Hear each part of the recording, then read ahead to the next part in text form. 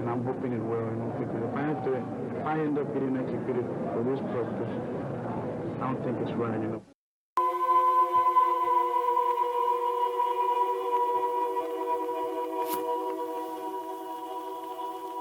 A murder in Texas, 38 years ago, an execution 6 years later. Still now there is the question, whether Texas executed the wrong Carlos. Carlos DeLuna was born on March 15, 1962. In Corpus Christi, Texas, United States. He was an American man who was convicted of murder and executed by the state of Texas for killing a 24-year-old gas station attendant, Wanda Lopez, in Corpus Christi. On the evening of February 4, 1983, in Corpus Christi, Texas, Wanda Lopez died from multiple stab wounds, apparently from a buck knife. Lopez was killed while on the phone with the police, having just called 911 to report a suspicious person who turned out to be her killer. The crime was particularly senseless because, according to the 911 tape, Lopez seemed to be giving her attacker the money at the time she was stabbed, saying, "You want it? I'll give it to you. I'll give it to you. I'm not going to do nothing to you. Please." That's it. Is in his pocket? Get a unit on the 17 to the Shamrock, 2602 South Padre. Got an armed robbery going down right now. Watch him beat the shit out of him.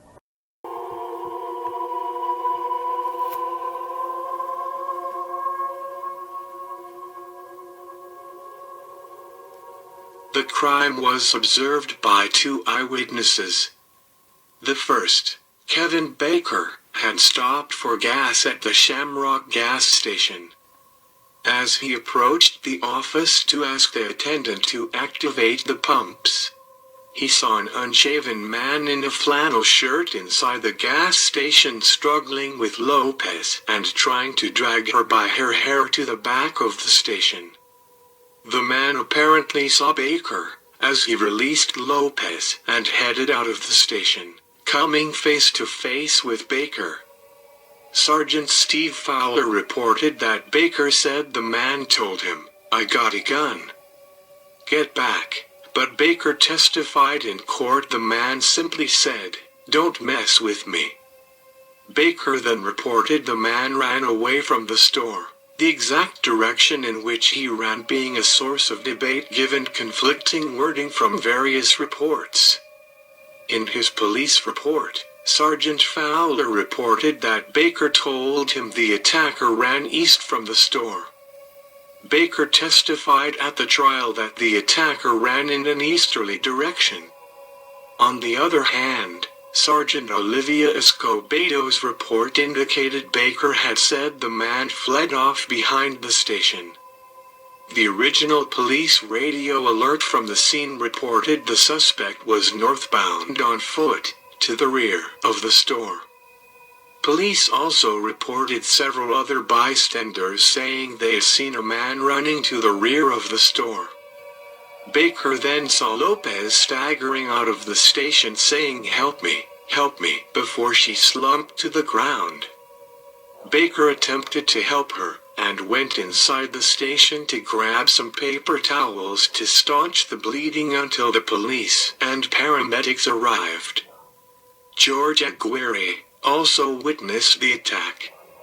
Aguirre stopped for gas at the Shamrock station at approximately 8 p.m. As he was filling his van with gas, he saw a man standing just outside the gas station store, wearing either blue pants and a long-sleeved t-shirt or dark pants and a white shirt with sleeves rolled up.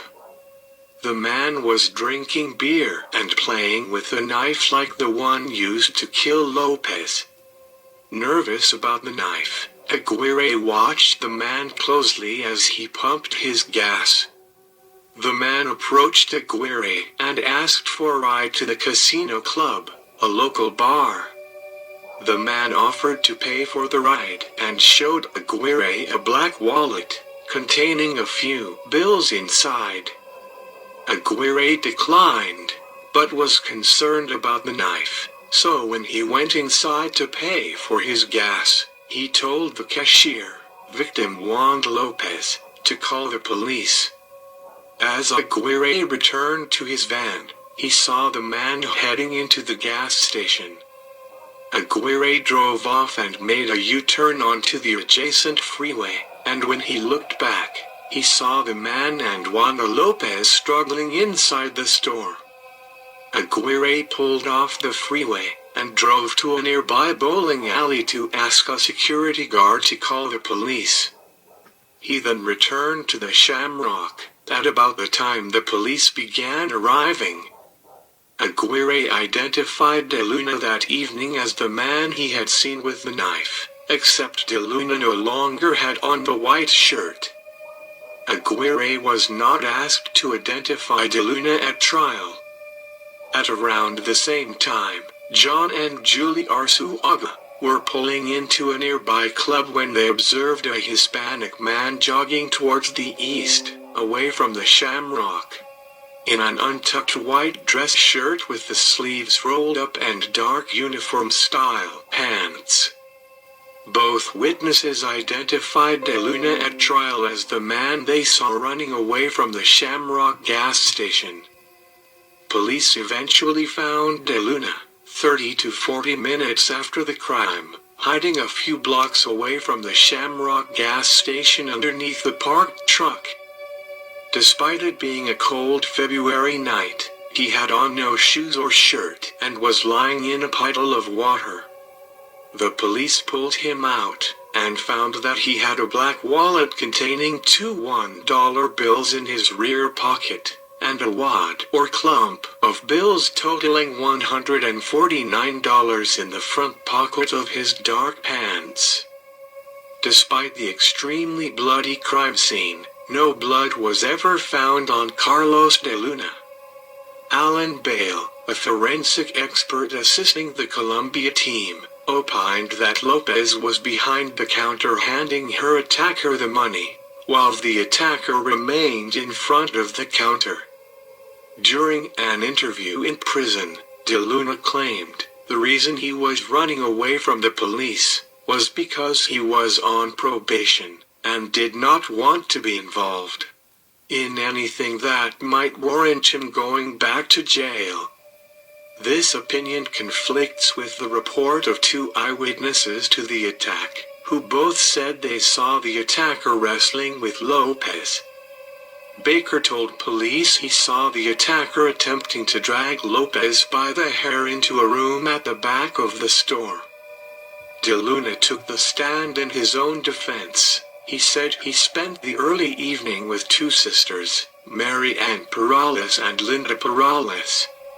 A man named Carlos Hernandez approached them.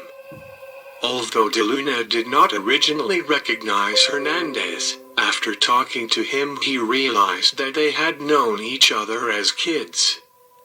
DeLuna testified that he was wearing a blue shirt, black pants, and black slip-on shoes. Thereafter, DeLuna and Hernandez went to a bar named Wolf Eyes, located directly across the street from the Shamrock gas station. Hernandez said he was going over to the Shamrock to buy something, so DeLuna ordered a beer at Wolf Eyes and waited. DeLuna began wondering why Hernandez was taking so long, so he stepped outside Wolf Eyes to see what was going on.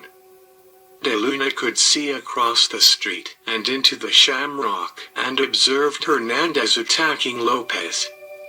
Worried that people might say he was involved with Hernandez, DeLuna started walking away, toward Nemec, not in the direction of the phase, where the Oswagers saw a man running. When DeLuna heard sirens, he started running. He testified that his shirt was ripped clean from his body, while climbing over a fence. The rolled-up bundle of bills in his pocket was from 2 recent paychecks. On cross-examination, DeLuna was asked about the white shirt and shoes that were found in a nearby yard, and he testified that they were not his. DeLuna admitted that he was a twice-convicted felon and that he had lied to the psychiatrists who examined him. DeLuna admitted he was unable to identify Carlos Hernandez from his mugshot. The prosecution offered rebuttal evidence to show that one of the sisters that DeLuna claimed to have been with that evening, Mary Ann Perales, was actually attending her baby shower. DeLuna lied about his whereabouts that afternoon to his parole officer. DeLuna frequented the casino club. Carlos Hernandez was also known to be regular at the casino club. After deliberating for 4.5 hours, the jury convicted DeLuna of capital murder. At the penalty phase, the prosecution introduced evidence that DeLuna had committed 2 attempted rapes. The prosecution called Juanita Garcia, the 54-year-old invalid mother of DeLuna's best friend. DeLuna attempted to rape her just 2 days after his release from prison on an earlier conviction for attempted rape, breaking 3 of Garcia's ribs. This incident caught DeLuna's lawyers by surprise, since he had only been charged with misdemeanor assault in this incident, so they did not thoroughly investigate it. The jury deliberated for 6 hours before deciding that DeLuna was likely to re-offend, whereupon the judge sentenced him to death. One of DeLuna's lawyers, Hector de Pina, believes that DeLuna and Carlos Hernandez robbed the convenience store together. But DeLuna was in front of the counter with Hernandez when Hernandez leapt over the counter and stabbed Lopez. Pina suggests that DeLuna was afraid to identify Hernandez. He didn't want to risk possibly getting hurt in the county jail or even killed on the street. DeLuna's other lawyer, James Lawrence, said, "If you tell me they killed the wrong guy, I don't know. And that it still bothers me to this day that DeLuna refused to identify Hernandez from photos." Carlos DeLuna was executed on December 7, 1989. By lethal injection, in Huntsville, Texas. He was 27 at the time of his executions. Despite the fact that there was no forensic evidence linking him to the crime. At the crime scene, there was a clear footprint indicating that the assailant stepped on the blood of the victim.